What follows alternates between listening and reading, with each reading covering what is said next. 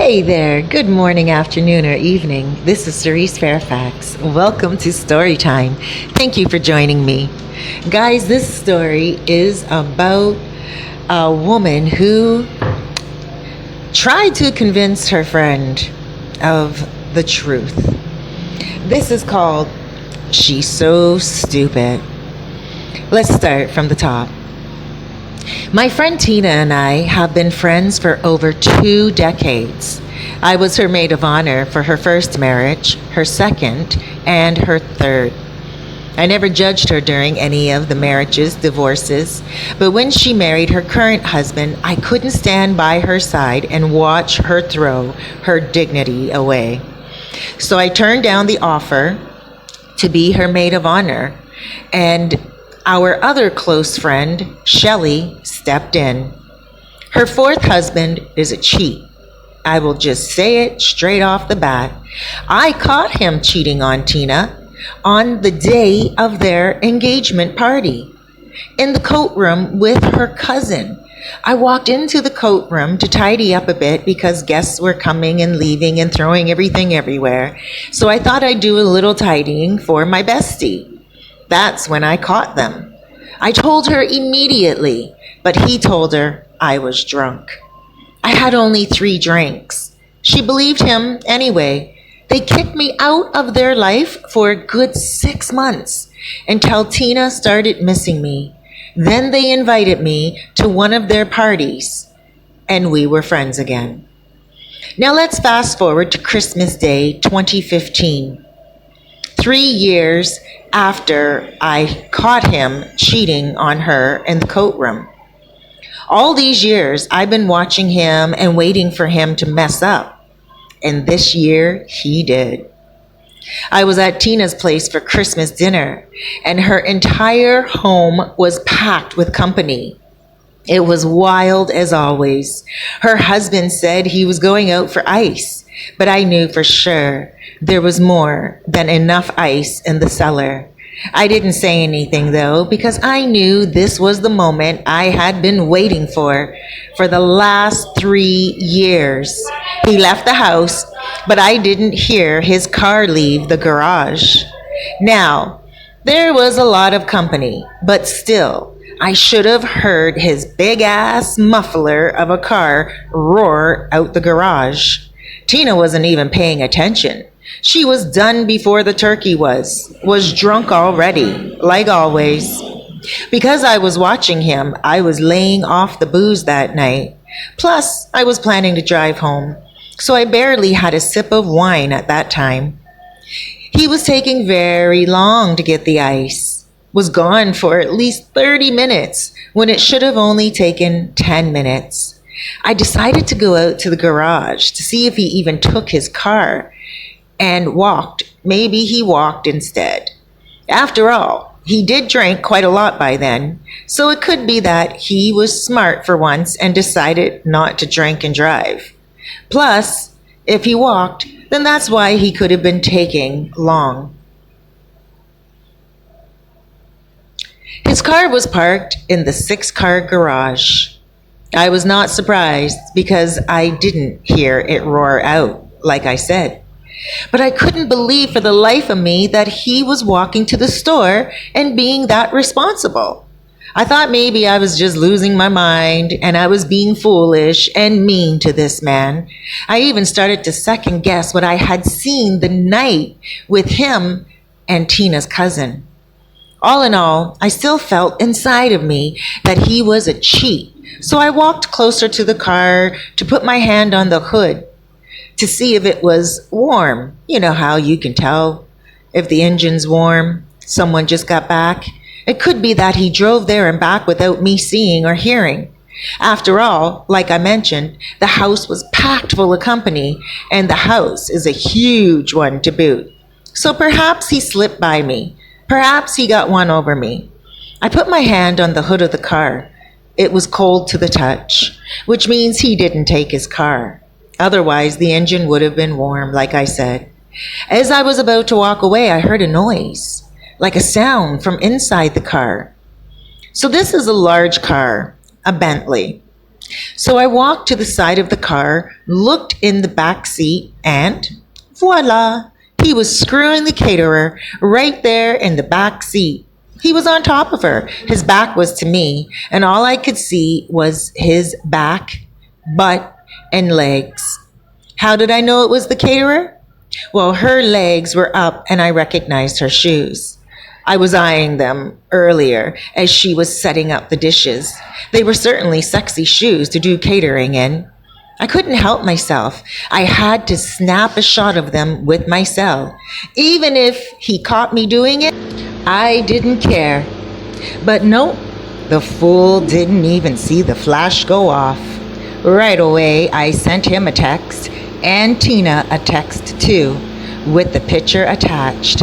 I knew they were both too drunk at the moment to check their texts, but I knew they would check their cell phones the next morning when they woke up, and that's when the crap would hit the fan. But I was hoping Tina would see the light of day and leave them.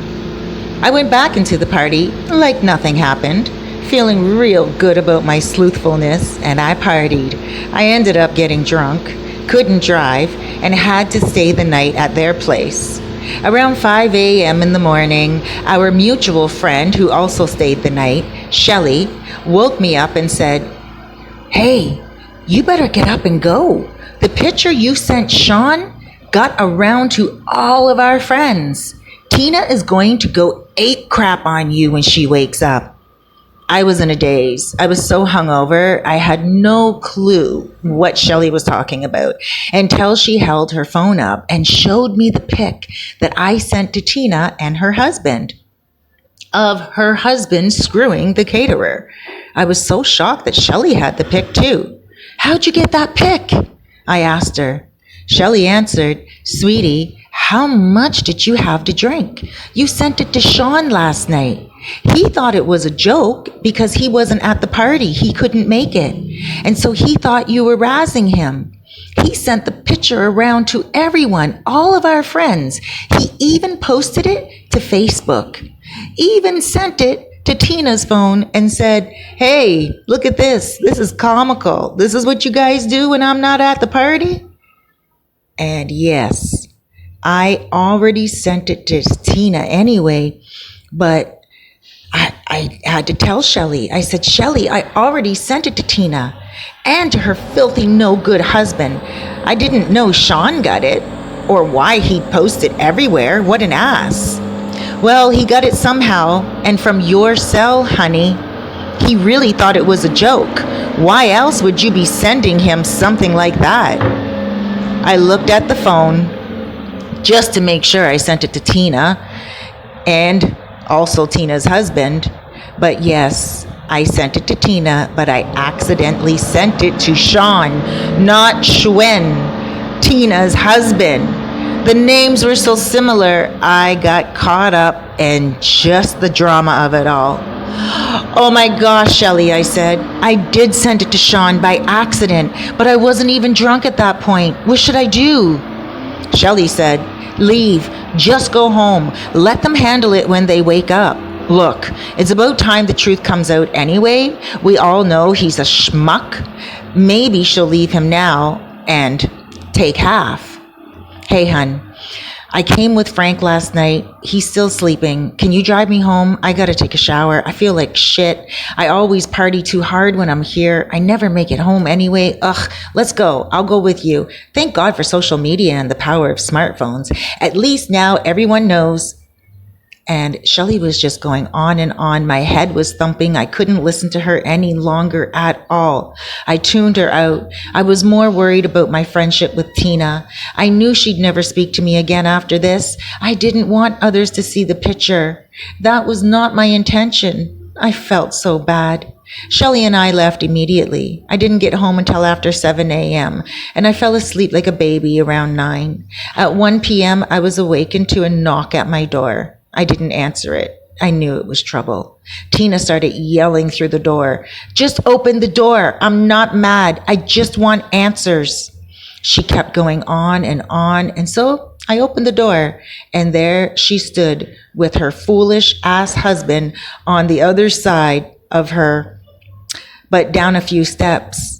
And she said, "So tell me what happened. What the hell is this picture?" I cut her off. She was pissed. I spoke up and I was honest with her. I told them everything as quickly as I could without inviting them in, because I could see she was angry and she was about to freak out. So I was prepared to run back into my place and slam the door if need be. After I finished explaining, right away he yelled out, "She's lying, babe. She's effing lying. You can't believe this bitch. Ask her. Ask her why she'd send that pic to all of our friends. She's not your friend. She's trying to embarrass you. She's jealous of you, babe. Jealous of the good life I provide for you. Slap her up, babe. Beat her." With that and 20 years of friendship, Tina reached out and slapped my face. Then she said, "You should have minded your own business." As she raised her hand to slap me again, something came over me and I grabbed her hair and I pulled her to the ground, kicked her off the steps and spit on her husband, told him if he dare step to me, I'd kick his short ass too. He helped her off the ground and they left. I haven't heard from her for 2 days now. I still feel really bad and so sick to my guts, and thinking maybe I should have minded my own business. Then the other side of me says I was only treating her the way I would wish to be treated. You see, at the end of the day, I really do feel bad that she's married 4 times and each man did her wrong. But it seems like in this case, she will get some good karma back. Why? Frankly, this man is very wealthy, and he did not sign a prenup at all. Maybe he felt my friend was stupid. Maybe he felt Tina was desperate. I really don't know, but I do know, after being her friend for 2 decades, she will eventually divorce him, and her and I will be living it up, drinking margaritas by the sea on his dime. That's the day I'm really looking forward to. So guys, there you have it. What do you think about that? Do you think she should have minded her business? Do you think she should have just let nature take its course and let Tina find out things on her own? Sometimes it's really difficult, especially when you love your friend like your friend is your sister. Other times, sometimes we just need to mind our business and let people figure things out for themselves. Tina must have had her own misgivings about her husband. She must have always been watching him since she was told about him sleeping with her cousin at their engagement party. She must have been on the fence quite a lot.